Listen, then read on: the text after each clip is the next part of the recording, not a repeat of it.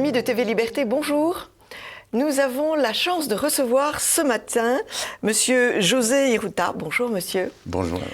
Vous travaillez dans cette association étonnante qui s'appelle Avenir de la Culture et qui travaille depuis 1986 à défendre l'identité de la France chrétienne. Les patrimoines culturels. Le patrimoine culturel et sensibiliser les gens à la culture européenne, française, chrétienne, et aussi lutter contre la dégradation de la culture et la dégradation morale de la société. Absolument. Dû à cette phrase qu'a prononcée Jacques Chirac un matin de 8 juillet, je crois, il n'y a pas de loi morale au-dessus des lois civiles, ce qui entraîne un certain nombre de catastrophes. Nécessairement, parce que ça veut dire qu'on n'a pas des racines. Et donc, la République peut faire n'importe quoi. Et la majorité. Voilà. Et si la majorité nous dit foncez et tombez dans le ravin, nous sommes obligés de suivre, parce que celui qui ne va pas dans le ravin est un mouton noir.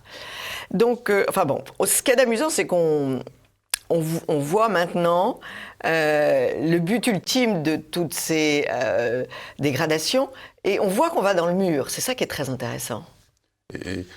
Oui, absolument. C'est une société nihiliste, pratiquement. Ouais. Et on nie toutes les valeurs. Et effectivement, si tout est relatif, rien ne vaut rien. Et donc, on va s'engager à quoi? Et le nihilisme amène au désespoir. Oui. Qui bat son plein, puisque le nombre de suicidés augmente dans notre société.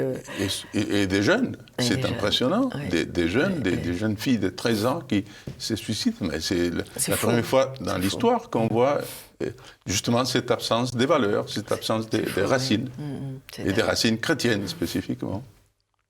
Et je dirais aussi cette absence d'amour, parce que notre civilisation chrétienne pas parler à l'imparfait, est une civilisation d'amour, et si on éradique cet amour en le remplaçant par une soi-disant fraternité qui n'existe pas, puisque le jeu consiste à exclure sans arrêt les uns et les autres au profit de tout petits groupes. Une civilisation sans amour est une civilisation très très froide. Il y fait très froid. Égoïste, le paganisme, c'est l'hédonisme, tout pour moi, donc l'égoïsme et l'oppression. Alors, je vous connais depuis longtemps et je reçois bien sûr toutes vos manifestations et par courrier et sur Internet. On va expliquer toutes vos actions et le succès que vous avez rencontré. Et nous allons en deuxième partie de cette émission, parler de Notre-Dame, puisque nous avons Avenir de la Culture et mon petit blog, annebrassier.fr, publié pratiquement en même temps une pétition pour éviter à Notre-Dame des transformations que nous estimons absolument mauvaises pour Notre-Dame. Et nous l'avons écrite, cette pétition, pratiquement en même termes, vous plus mesurés, parce que moi je suis une irruptive et une colérique, et que je l'ai écrit sous le choc de la vidéo du père Drouin, qui a tout de même un sacré culot, puisqu'il prononce des mots étonnants. Nous allons en parler tout à l'heure. Mais mettons d'abord en valeur votre belle association Avenir de la Culture. Est-ce qu'on peut dire qu'elle est née, c'est une émanation de cette autre association Tradition, famille, propriété. Tradition, famille, propriété. D'une certaine façon, oui. Et parce que, qu'est-ce qui s'est passé? Qui est d'origine brésilienne. Oui, Tradition, famille, propriété, vous avez bien dit. Ça a été fondé dans les années 60 par Plinio Correa de Oliveira. C'est un professeur d'université à l'Université catholique de Sao Paulo, mais très engagé pour la défense de la civilisation chrétienne. Mais Et en fait, qu'est-ce qui s'est passé dans les années, au tout début des années 80, et Jean-Luc Godard a fait ses films épouvantables, Je vous salue Marie. Et c'est Tradition Famille Propriété qui a fait une campagne contre les films et contre Monseigneur Di Falco, qui à l'époque était le porte-parole des évêques et qui avait soutenu les films. Non? Et donc c'est la première fois qu'on s'est confronté à ces problèmes de la culture. Vous aussi finalement, un coup de colère. Voilà, un coup de colère. Et donc ce sont des membres de TFB qui se sont dit, vraiment, ici il y a une bataille à mener, parce qu'il y a une révolution culturelle dans ces pays. C'était l'époque de Mitterrand, bien sûr, Jacques Lang, de Buren et tout ça, Mitterrand, les grands architectes de l'univers, non? Et Jacques Lang qui défendait les graffitis dans la rue, etc., et Coluche à la télévision qui faisait des choses assez ahurissantes. Bon. Et donc, c'est là qu'a été fondée, effectivement, Avenir Culture, mais comme une association absolument indépendante. Et alors, qu'est-ce qui s'est passé au Brésil pour qu'en 1960, ce professeur d'université de Sao Paulo décide de défendre la culture chrétienne? Il y avait des attaques Les problèmes en Amérique latine à l'époque, c'était surtout, disons, le Cuba était tombé dans les mains des communistes. Oui. Et il y avait, disons, une population pauvre encore. Oui. Ce sont des pays en développement, donc ils étaient encore pauvres, qui étaient sensibles au discours communiste. Oui. Mais ce qui est grave, c'est qu'il a commencé la théologie de la libération. C'est ça. Et donc, ce sont les premiers... une réaction. Exactement, une réaction contre cette dérive marxiste au sein de l'Église. Et donc, de là, la défense de la tradition, la famille et la propriété. Et à l'époque, l'accent était plutôt sur la propriété privée, parce que c'était une révolution communiste. Mais après, avec l'échec du socialisme réel, la chute du mur et tout ça, et les marxistes ont fait la révolution culturelle. Et donc, les champs s'est déplacé. Et c'est là qu'Avenir de la Culture a pris ses créneaux. Bien sûr. Et donc, a commencé avec une campagne qui s'appelait TV Plébiscite. C'est pour montrer aux autorités, etc., et aux gens de la télévision, que le public ne voulait pas du tout ces ordures qu'il présentait à la télévision. Bien sûr. Et ça a été un grand succès. Et en fait, il y a eu deux campagnes très, très réussies à l'époque. C'était contre l'amour en France. Je ne sais pas si vous vous souvenez, c'était épouvantable. Nous n'avons eu la télévision que très tard chez moi. Nous regardions nous ne l'avions pas chez nous. C'est mon grand-père qui l'avait. Et nous avions droit de regarder seulement le dimanche après-midi le film qui était fait, un film pour les familles, à 5 heures. Donc, si vous voulez, j'ai été épargnée. Et puis, quand on a eu la télévision chez nous, j'avais un père qui restait debout derrière le canapé où nous étions installés et qui critiquait tout ce qui était dans le poste. Et il répétait sans arrêt « Vous perdez votre temps, mes filles ». Et du coup, cette parole est restée dans mon oreille. Et chaque fois que je suis assise devant la télévision, j'entends mon père « Vous perdez votre temps ». Mais ça vous a fait un sage. Oui, et maintenant, vous parlez à la télévision. TV Liberté. Absolument. Et donc, bon, voilà. Non, justement, c'est pour un mot en France, il y a un autre que c'était pire, les bonheurs de la vie. Oui. Les bonheurs de la vie, c'était la corruption des enfants. Oui. On avait dénudé un gamin devant la classe, et il montrait ça à la télévision. Bon, on a réussi à arrêter les deux émissions. C'était le grand succès, le grand succès. Et donc, toute cette période des débuts d'Avenir à la Culture, à l'époque, le président était Luc Bérou. Lui, il est l'auteur de ces livres-là, Les méfaits de la télévision sur nos enfants. Oui, ça, c'était extrêmement important, oui. Et c'est la période où Avenir à la Culture s'est surtout développé dans la défense de l'innocence des enfants et d'un bon niveau culturel à la télévision.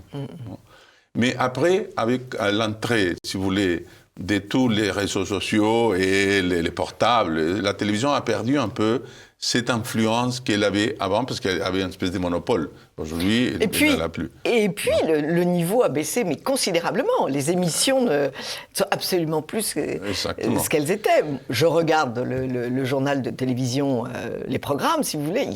C'est excessivement rare que l'on arrive à grappiller quelque chose d'intéressant. Donc, il fallait bien... Les gens sont curieux, ils ont cherché ailleurs. Il faut se tourner à TV Liberté. Mais d'ailleurs, c'est voulu, puisque en déshabillant la télévision, les chaînes privées, Netflix et toutes les autres, pouvaient vendre leurs DVD. C'est absolument organisé. Organisé au profit des entreprises privées. Voilà. Oui. Et dans les années 90, sans abandonner ces combats de défense de l'innocence des enfants, s'est ajouté la défense du mariage et de la famille, parce que les socialistes ont commencé à vouloir imposer d'abord les Pacs et après le mariage pour tous. Et donc, Avenir Culture s'est engagé énormément dans ces combats contre les Pacs, contre le mariage pour tous et contre la théorie du genre. Que c'était ce qui justifiait tout cela. Et pour cela, on a dû quand même se battre un peu avec les évêques. Parce que les évêques étaient contre les mariages, mais au fond, ils étaient en faveur de l'union civile pour les homosexuels. C'est un peu le maillon faible, les évêques. Malheureusement. Et donc, c'est toute une période, disons, qui va, je dirais, de 95 jusqu'à 2013, jusqu'à 2015, et où le créneau a été celui-là. Et c'est là qu'on a, cette période, on a écrit ce livre-là, La théorie du genre, Agresse nos enfants, appel à la résistance. Non? Et ça raconte un peu toutes ces batailles contre les mariages pour tous. À l'époque, les présidents d'Avenir Culture étaient Marc-Antoine Bussetti. Et maintenant, qu'est-ce qui se passe ? Alors, on va rester sur cette période. Vous avez lutté contre l'installation des préservatifs dans les écoles. On en était là. Des préservatifs, et vous avez gagné. Exactement. On a des belles trophées de chasse. Alors, il faut dire que vous avez 85 000 adhérents. Et 70 avec qui vous communiquez, soit par écrit, soit par Internet. Vous avez 70 000 personnes par Internet qui répondent. Au départ, disons, c'était surtout sur papier, parce qu'on était encore sur la culture du papier. Oui. Hein.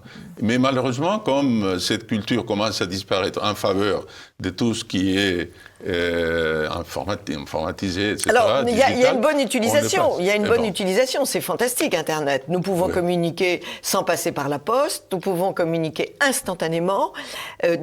Donc, d'une certaine façon, c'est un progrès. J'avoue, c'est un merveilleux progrès. On peut regarder Perles de culture. Comme tous les progrès, il faut bien voir les limites. Et ça, c'est un exercice que jamais personne ne fait. Ça se dit en latin, mais on va le dire en français, les paroles volent et les écrits restent. Si vous n'avez pas un texte sur un papier, vous n'en gardez pas trace, parce que la mémoire est fragile. La mémoire n'est pas fiable. On dit qu'aujourd'hui, dans une minute, on produit plus que tout ce qui existe dans les bibliothèques du monde entier. Mais s'il y a des pannes informatiques ou des catastrophes, etc., qu'est-ce que va rester de tout cela ? Oui, d'une part. Et puis, est-ce que ce que l'on dit en une minute, est-ce qu'il s'écrit en une minute, vaut ce qu'il y a dans les bibliothèques importantes ? J'en doute. Ne compensent pas la qualité du tout. J'en doute, parce que ce qu'on lit sur Internet, c'est quand même pas toujours... Saint Thomas d'Aquin ou les grands philosophes. Hein. C'est tout de même... beaucoup de choses laissent à désirer. Donc, en tout cas, vous rencontrez des victoires étonnantes. Alors, vous avez, il faut le dire... vous battez pour tous les messages à caractère pornographique. En réalité, la pornographie, c'est bien ce que Solzhenitsyn avait annoncé. Avec la pornographie, vous tuez un peuple. Ouais, exactement. Parce que une fois que vous avez corrompu et le cœur, l'esprit vont se corrompre, nécessairement. Et en plus, disons, il y a des vertus fortes qui ont besoin d'hommes et de femmes chastes. Non? Sinon, on ne peut pas les pratiquer. Donc, le courage. Non? Une société corrompue n'a pas d'hommes courageux, non? Ou des femmes courageuses. Et après, il y a encore le problème de la dénatalité. Non? C'est-à-dire que si la pornographie et l'hédonisme, la licence, on ne veut pas avoir des enfants. Bien sûr, ce sont un obstacle. Et immédiatement vient le problème de l'hiver démographique dans lequel l'Occident se trouve. Nous sommes, et maintenant, les problèmes... Si vous ne voulez pas de loi morale, soyez réaliste et rationnel. Si on multiplie tous ces comportements, il n'y aura plus d'enfants. Partant, il n'y aura plus de pays. Plus de pays, plus de cultures, donc, et on va être envahi. Alors, il y a un exemple très amusant, enfin terrifiant aussi.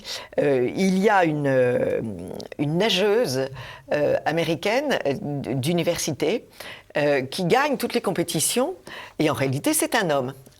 Je l'ai vue encore hier soir, elle a des carrures fantastiques, elle peut donc nager en brasse papillon et arriver plus vite que tout le monde. Et donc toutes les championnes féminines sont battues par elle. Et donc ça commence à poser un problème. C'est bien le transgenrisme, mais ça élimine, encore une fois, certaines personnes. Oui, absolument. Et là, je trouve qu'on voit l'aboutissement de ces raisonnements fous.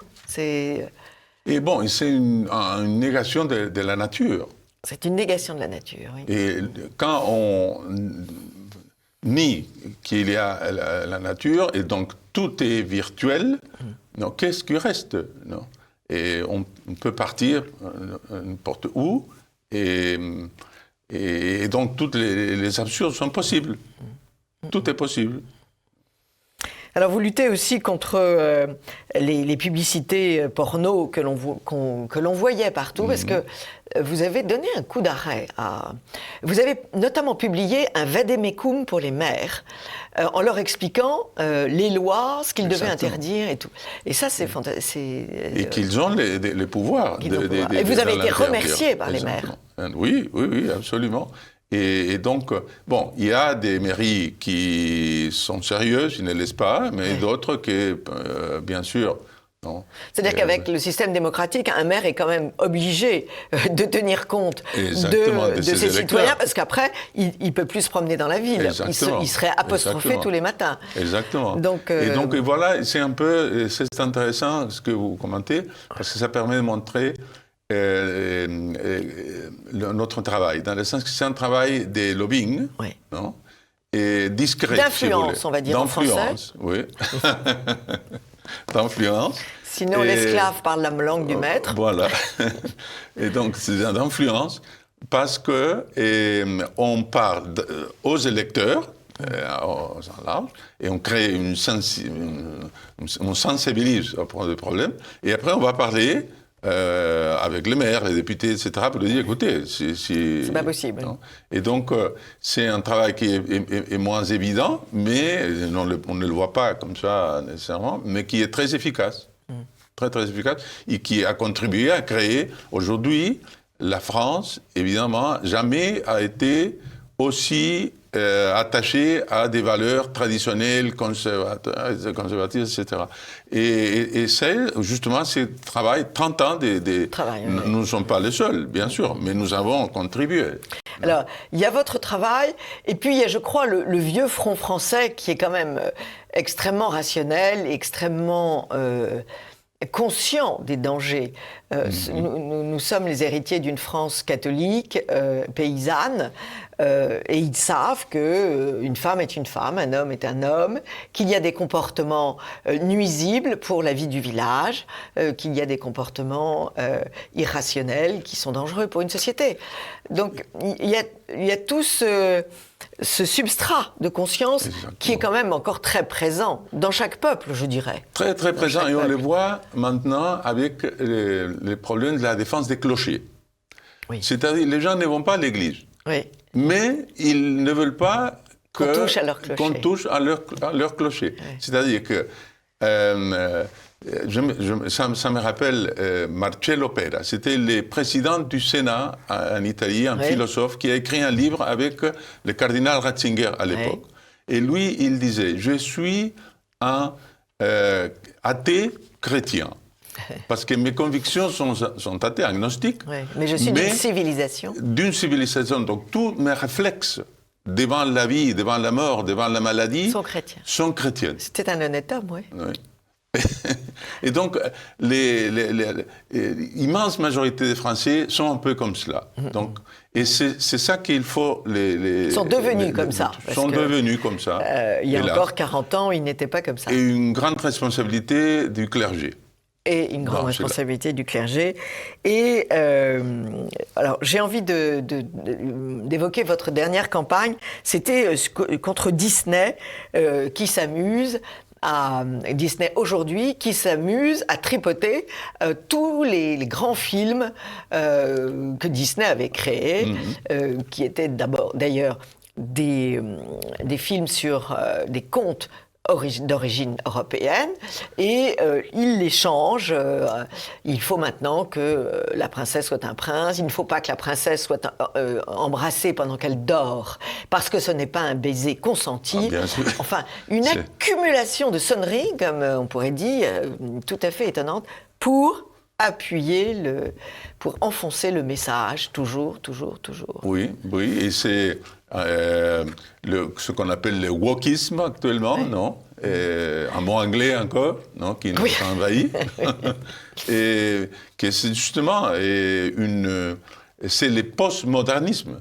Et en fait, ce sont des philosophies qui sont parties d'ici, non ? Foucault, Derrida, Guattari, etc., sont allés aux États-Unis, ont corrompu les milieux universitaires américains, et maintenant nous reviennent. C'est comme la Révolution, monsieur. Nous avons développé des principes révolutionnaires somptueux, et ils nous reviennent. En tout cas, vos pétitions ont un énorme succès. Tellement de succès que vous êtes attaqué par le politique et qui vous traite de secte. Mais après tout, la religion catholique a été une secte au départ. Hein. La petite secte des chrétiens. C'était une grande petite secte qui est devenue grande. Ouais. Donc acceptons le mot de secte. Et vous... Et je vous remercie pour les campagnes de pub, parce que c'est quelque chose que je ne supporte pas, moi. D'abord, je ne supporte pas la publicité qui vient partout, qui s'accroche partout, qui s'accroche maintenant aux grilles des châteaux, aux grilles des mairies. Ils sont à l'affût d'espace pour exposer. Et pour exposer quoi ? Les fantasmes de créateurs publicitaires qui, à mon avis, fument un peu trop, ou boivent un peu trop, ou en tout cas ont des problèmes ontologiques graves, parce que le résultat est hallucinant. Et avec les pornos chics, avec le porno chic, attire les regards. Voilà, le porno chic de Dolce & Gabbana, Triomphe, Diesel. Alors, quand on dit le porno chic, je suis désolée, maintenant c'est plus du tout chic, hein. C'est le porno salace, c'est le porno dégueulasse, c'est le porno triste, mais alors triste à l'infini. Et alors, quand on voit ça dans la rue, on voit bien comment une société...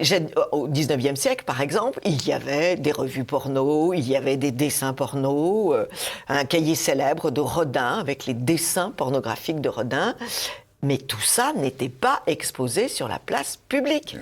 Il y avait un coin érotique dans les bibliothèques. Mais il n'était pas à tous les étages et non plus à tous les âges. Et là, maintenant, c'est le porno, l'érotique pour tous. Pour tous. C'est un grand gain. À un moment donné, on a dit, bon, les pornos pour les adultes, ça va, mais il faut protéger les enfants. Non, on ne peut pas exhiber là où les enfants peuvent être là. Mais maintenant, même pas ça à respecter. Maintenant, c'est pour tout le monde, oui. C'est pour tout le monde. Maintenant, c'est pour tout le monde. Et là, il faut vraiment réagir parce que nos enfants sont extrêmement choqués et abîmés. Leur conscience est abîmée. Et quelle notion peut avoir de la femme après voir toutes ces femmes dénudées? Oui. Mais le délire des couturiers, il y a un livre à faire, à mon avis. Le délire des couturiers, là, devient tous les mannequins hommes qui sont habillés en femmes, les femmes qui sont habillées en hommes, et puis les malaises que l'on peut ressentir, avoir, les postures. Il n'y a plus de repères avec bien sûr le métissage sexuel, le métissage culturel, pas culturel, racial. Toutes nos publicités maintenant doivent, parce que c'est une loi, avoir une femme noire ou un homme noir. Bon, ils sont là pour créer les complexes que les Européens ont été des colonisateurs, qui ont abusé, etc. Voilà. Et donc, il faut se coucher. C'est la vengeance. De cette révolution. Ce qui est très dangereux pour eux, à mon avis, c'est que j'ai souvent constaté que trop de propagande tuait la propagande. Il arrive un moment où le français de souche, comme on dit, commence à dire mais qu'est-ce que je regarde là ? C'est pas moi, c'est pas ma famille, c'est pas ma femme, c'est pas. J'ai beaucoup voyagé en Afrique, j'ai jamais vu de publicité avec des Marilyn Monroe sur les murs. Chacun représente les hommes et les femmes de son peuple dans leur beauté parfaite, dans leur beauté. Et ce qui entraîne après la division, disons, une polarisation entre les élites, les pseudo-élites, qui ne sont pas des vraies élites, non, et les peuples. C'est ça. Non. Et après, entre les grandes villes et les campagnes. C'est l'une des origines de la fracture. Exactement. Il y a une fracture parce qu'ils ont des valeurs tout à fait opposées. Oui. Absolument. Mais là, je reviens sur une chose pour l'histoire d'avenir, c'est que justement, après les 2015, si vous voulez, on a insisté beaucoup sur le problème de l'immigration et de l'islamisation de la France. Bien sûr. Et donc, nous faisons beaucoup de campagnes aujourd'hui contre la construction des mosquées. Nous avons eu un bel succès à Strasbourg, où le maire a dû renoncer à la subvention à la mosquée qui avait été faite par Miligorus. Et nous avons fait une campagne pour la dissolution des Miligorus, qui est une association classée terroriste aux États-Unis, et que le Conseil d'État la considère islamiste. Non. Et bon, nous avons réussi à avoir 90 000 signatures pour la pétition, qu'elle soit pour la dissolution des Miligorus. Et cette mosquée, elle ne devait pas être tout près de la cathédrale en plus ? Non, je crois que c'est un peu excentré, mais c'est énorme. Ça va être la plus grande mosquée d'Europe. Et donc, Strasbourg, qui est connu par sa cathédrale, par son vin chaud dans les marchés de Noël, et la charcuterie. La charcuterie va disparaître bientôt, bien sûr, plus des vins chauds, et au lieu de la cathédrale, ça va être la mosquée. Non ? Est-ce que c'est ça le futur de la France ? En tout cas, c'est le futur du gouvernement de Bruxelles, puisque c'est eux qui et les relais qu'ils ont ici. Et les relais qu'ils ont, bien sûr. Par exemple, ici, nous diffusons maintenant, ça c'est une chose nouvelle, non ? Devons-nous accueillir tous les immigrés ? C'est le texte de saint Thomas d'Aquin sur l'immigration. Très bien.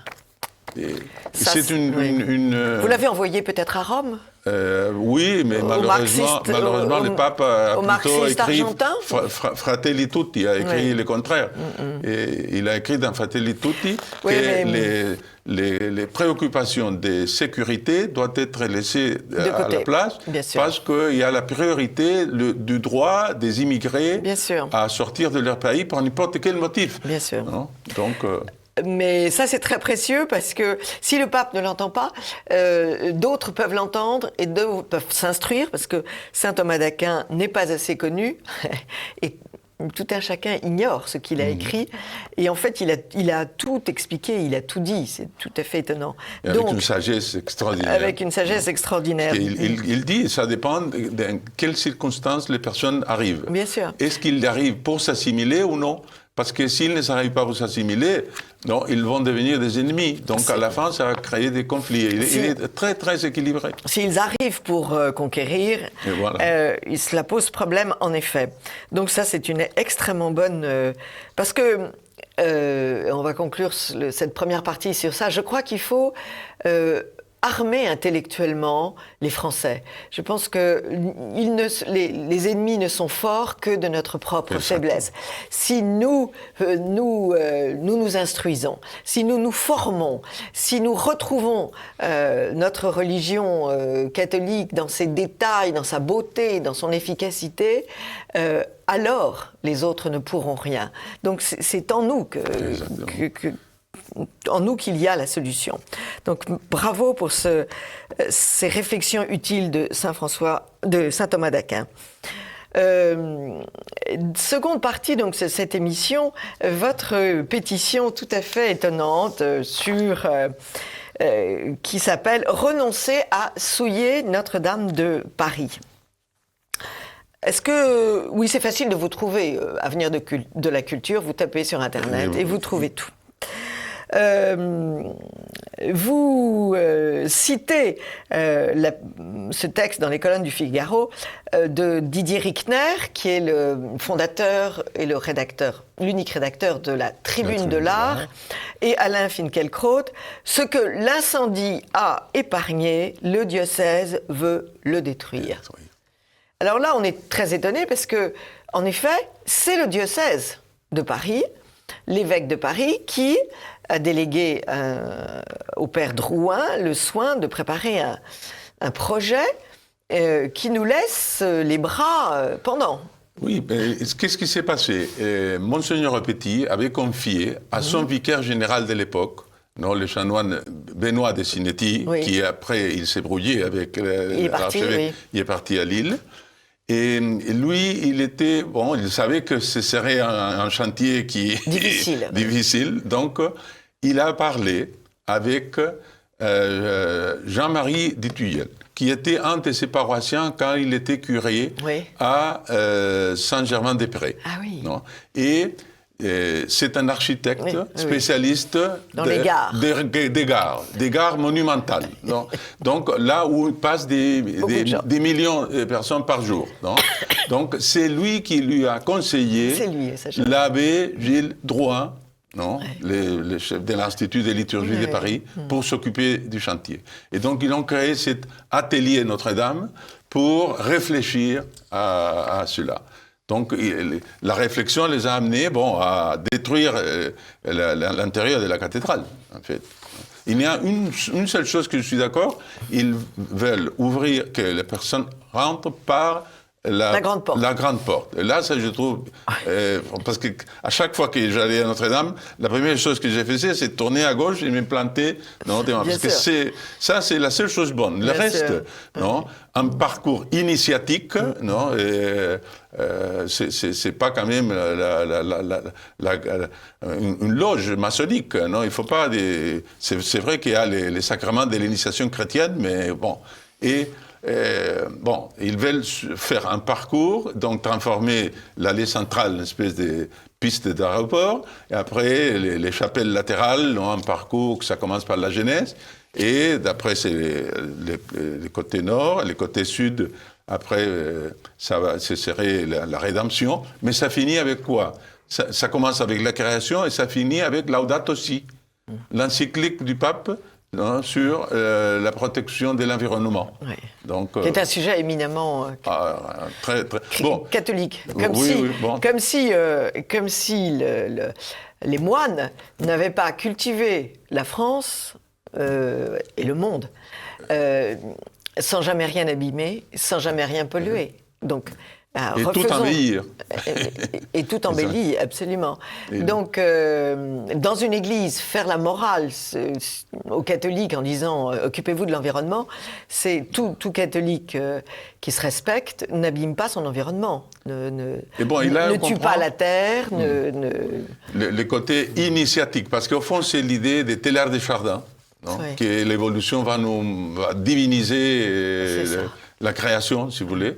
Et donc, là, il y a une espèce d'initiation. D'ailleurs, ce père, Gilles Drouin, il dit qu'il est allé au Tibet et qu'au Tibet, il a été ébloui par le magnifique temple bouddhiste. Bien sûr. Mais que lui, il ne comprenait rien parce qu'il regardait qu'il y avait du mystère, mais qu'il n'avait pas les clés. Non ? Donc, ce que lui, il s'imaginait dans un oriental à Paris, qui aurait la même difficulté. Mais ça, c'est ridicule, parce que pour cela existent les audioguides. Hein ? Vous lui donnez les clés, non ? Par un audioguide. S'il ne comprend pas, non ? Les audioguides et... si ils veulent dépenser de l'argent, encore une fois, le petit livre. Ils n'ont qu'à faire 5 pages. Exactement. 5 pages avec l'histoire de Notre-Dame. Et le Tibétain repartira au Tibet avec quelque chose de nourrissant. Exactement. Mais, et dans la langue du Tibet. Il peut très bien... avoir toutes les langues qu'il veut. Toutes les langues qu'il veut. Mais non, c'est pas ça. C'est pas ça. Ils veulent dénaturer la cathédrale. Dénaturer la cathédrale, oui. Alors... et c'est là que c'est très intéressant. Vous êtes tout à fait conscient que le père Drouin suit une démarche conciliaire, anti-tradition, et son idée, c'est vraiment du passé, faisons table rase. Exactement. Non, il l'a dit, nous avons une opportunité extraordinaire, que nous avons une liberté totale. Liberté totale, et qu'ils sont au service des visiteurs. Et ça correspond à la théologie nouvelle, si vous voulez. Parce que ce n'est pas l'Église militante, non, qui d'abord garde les siens pour les combats avec le monde, mais c'est l'Église pèlerine dans le monde qui accompagne l'humanité, et donc il accompagne tout le monde. Et les chrétiens séparés. Il n'y a pas de communauté chrétienne, c'est la communauté humaine. Humaine, non ? C'est ce que le pape dit d'ailleurs dans Fratelli Tutti. Oui. Et donc, on pourrait dire qui trop embrasse mal étreint. C'est un vieux dicton. Et c'est pour cela qu'il condamne le prosélytisme. Ouais. Il dit que c'est une stupidité, faire du prosélytisme. Ouais, donc, dans la cathédrale, ils ne vont pas faire du prosélytisme. Ouais, c'est ça. Et ils disent clairement, une des idées, c'est de projeter des phrases des Écritures ou de la tradition catholique dans plusieurs langues, l'arabe et le chinois, entre autres, mais que sans offenser les autres religions. C'est ça. Donc, ça va être un bouillon rose, tiède, non, humanitaire. Non, c'est ça qu'il veut faire. C'est ce qui est intéressant, c'est que vous dégagez bien les causes de cet engagement. Donc, l'ouverture au monde, le refus de l'évangélisation, qui est si tragique, puisque, par exemple, en Afrique du Nord, on a demandé à tous les religieux d'arrêter d'évangéliser. Et on a envie de se dire, mais qu'est-ce qui se serait passé si cette loi stupide avait été la première loi des apôtres aller évangéliser toutes les nations. Enfin, c'est en parfaite contradiction avec le message du Christ. Bon, ça me fait rappeler ce qu'il disait un leader de l'action catholique française, à l'époque où il défilait avec la jeunesse communiste. Non ? Il disait, on a passé de la conquête à l'évangélisation, de l'évangélisation au témoignage, du témoignage à la présence, et de la présence à l'écoute. Et puis à l'absence. Et après, bien sûr. On les a chassés. À l'écoute, on écoute ce que les autres ont à nous dire. C'est c'est un résumé parfait oui. De ce qui se passe. Donc, à la cathédrale, ça va être la même chose. Au lieu d'être un moyen d'évangélisation extraordinaire qu'il y a eu au Moyen-Âge, non, ça va devenir être à l'écoute des visiteurs. On va faire ce que... Et si, ils vont ajouter de l'art contemporain. C'est ça qui est le plus choquant. Non, dans les chapelles latérales, ils disent qu'ils veulent faire dialoguer l'art sacré avec l'art contemporain. Ça, c'est la tarte à la crème, ça, le dialogue.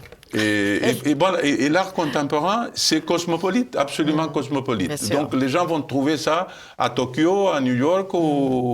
Pourquoi leur offrir cela? Et en plus...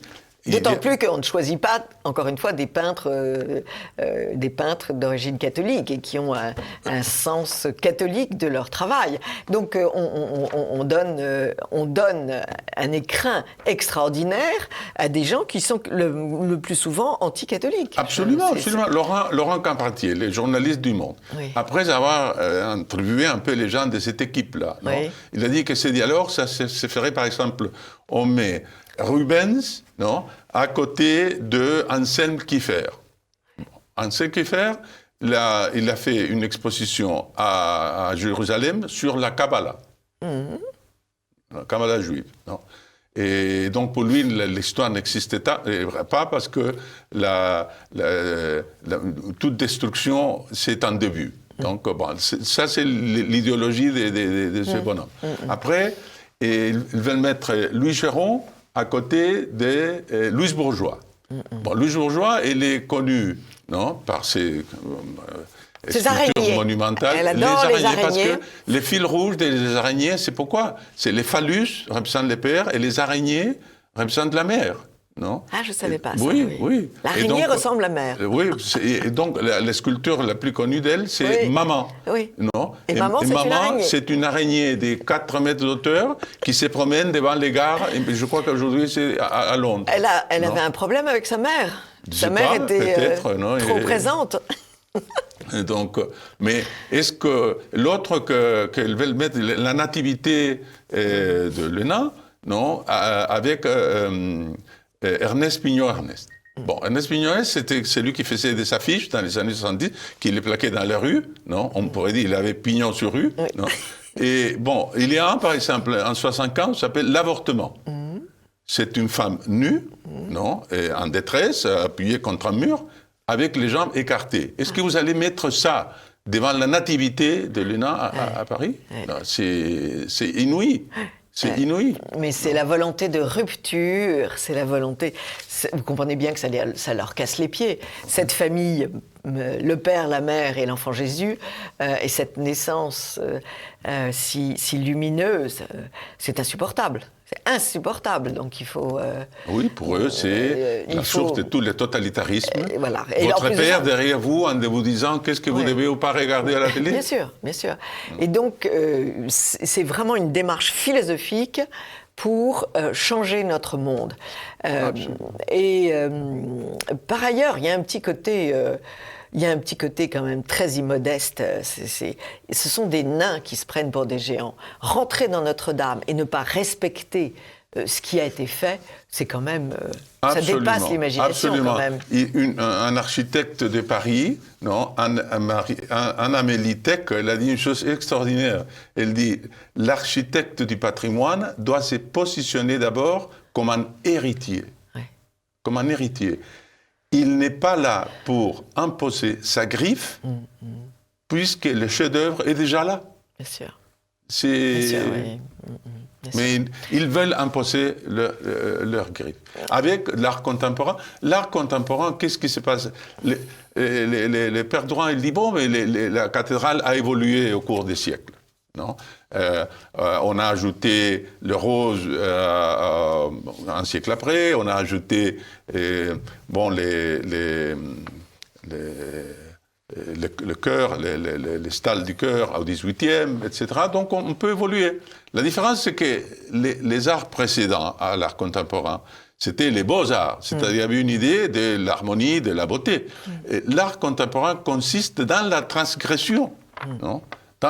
Il nie qu'il existe la beauté, donc il s'exalte la laideur. Donc, bon, c'est l'urinoir du champ. Non? Et après, donc, pour choquer, ils mettent quoi? Des excréments, ils mettent de l'urine, du sang, des déchets. Non, ça, c'est pour, au fond, dépasser, non, les règles de l'art, si vous voulez. Non, c'est-à-dire que, moi je vais être assez méchante, comme ce ne sont pas des créateurs et qu'ils sont incapables d'une grande création et qu'ils sont d'une jalousie féroce à l'égard de nos grands maîtres, voilà, ils veulent faire, soi-disant, quelque chose de totalement différent, mais qui est absolument... Je pense que c'est vraiment une question de petitesse. Je suis tellement aussi admiratrice des grands peintres que quand je vois ces Olybrius tout petits peindre avec une queue de singe, je suis extrêmement méprisante. Vraiment. Et surtout, le problème, c'est si les principes de base de cet art contemporain, c'est la transgression.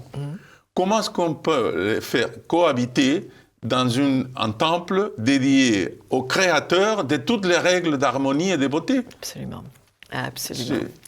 Absolument. Et puis, il y a cette volonté de changer l'organisation de nos églises. Alors, évidemment, ils sont très embêtés parce qu'ils ne peuvent pas changer l'orientation de Notre-Dame, ni de chacune de nos églises de village. Elles sont orientées ad orientem. Mais voilà ce que dit le père Drouin, qui est quand même pathétique. Si Vatican II a rompu avec la messe en latin et retourné les autels pour aller vers les ouailles, au lieu de leur tourner le dos, 50 ans après, une partie du travail reste à faire. Donc le gars, il est en mission pour transformer la liturgie, terminer le travail. Le cardinal Stuger avait déjà avancé l'autel, justement pour... Et ils avaient retiré les grilles. Donc, c'était pas le temple de Jérusalem, il y avait la partie réservée aux prêtres et l'autre, c'est un sacrifice offert à Dieu par des prêtres consacrés. Mais maintenant, non, c'est le peuple de Dieu. Donc, qui célèbrent ensemble, et donc le prêtre n'est qu'un président, il doit être au milieu. Il faut prendre la comparaison de l'armée. Un chef d'armes, il n'avance pas avec le regard en arrière vers ses troupes. Le chef d'armes, il est vers le combat. Le prêtre, il est vers Dieu. Et derrière, nous suivons. Nous ne venons pas pour regarder le visage du prêtre, nous venons pour regarder le visage de Dieu. Tout ça est vraiment le résultat de délires pathétiques. Je signale que Didier Rickner sort un livre aux belles lettres aujourd'hui qui s'appelle La disparition de Paris, et il montre comment les églises parisiennes sont absolument délaissées, que les peintures tombent en miettes, que les coupoles tombent, avec beaucoup d'exemples de gros scandales. Et je pense que ce sera un livre intéressant à traiter. En tout cas, merci beaucoup, Monsieur Ureta, d'être venu ce matin nous présenter votre pétition. Je me sens beaucoup moins seule avec la mienne. Et merci pour ce grand travail que vous faites. Le téléspectateur peut signer les deux. Il n'y a pas d'incompatibilité. Exactement. La nôtre a déjà 70 000. Oui, je voulais le dire. 70 000, ce qui est quand même considérable. Mais moi, j'avais fait différemment. J'avais pensé que les gens allaient écrire eux-mêmes. Et donc, ils allaient faire un copier-coller et écrire à l'archevêché. Mais c'était trop compliqué.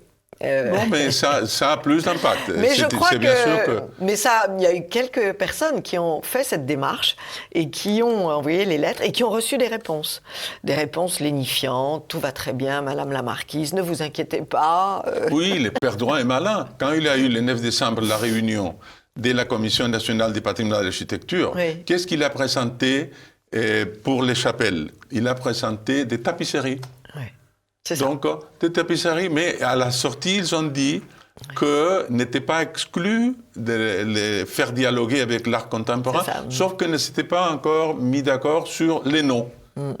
Donc, ils vont le faire. Ils vont, bien sûr. Donc, il faut réagir. Non, ils ne vont pas les faire. Nos pétitions vont les freiner dans un premier temps et les arrêter, j'espère, dans un second temps. Merci beaucoup, Monsieur Ureta. Merci à Avenir de la Culture.